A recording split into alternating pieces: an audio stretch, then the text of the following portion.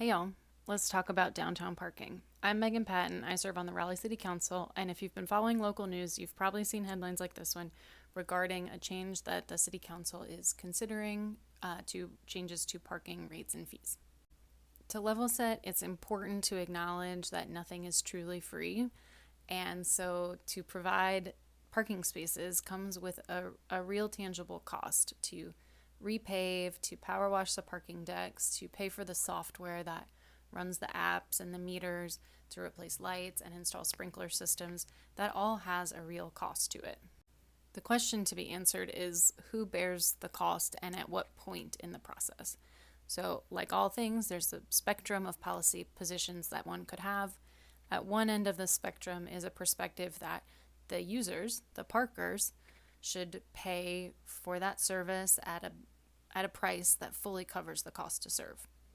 At the other end of the spectrum is a perspective that parking downtown provides such a public benefit and is so important to public safety, economic development, quality of life, that it is worth paying for this service through the general tax fund, and it should be free all the time at the point of service, subsidized by the general fund. The current state of affairs is that Raleigh is operating in a somewhere in between model. Parking is free much of the time. In the parking decks, it's free for the first 2 hours, free at night, and free on the weekends. You pay an hourly rate. Outside of those times, you pay an hourly rate when you park on the street. The amount being recouped through those hourly rates is not enough to cover the cost of service, and so we take some general fund money and put it in the pot as well to fill the gap. To accomplish the policy goal of getting back to full cost recovery, there's several knobs that can be turned. One of them is the hourly rate, that during the time when you're paying, you pay a little bit more. Another knob that can be turned is the amount of time free that's available.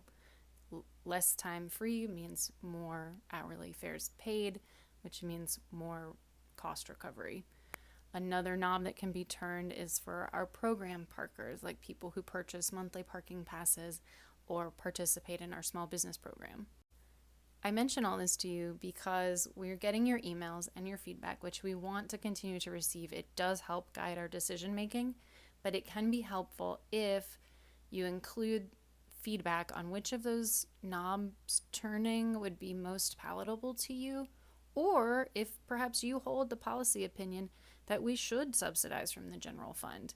It's really helpful when you kind of affirm the trade-offs that you're willing to make. That does help guide our decision making. Again, I'm not trying to tell you which policy position to hold, only the spectrum of options and considerations so that when you write to us, you're giving us enough information about your feedback and about where you stand so that we can use it to inform our discussions. So please keep emailing us and let me know what questions you have in the comments.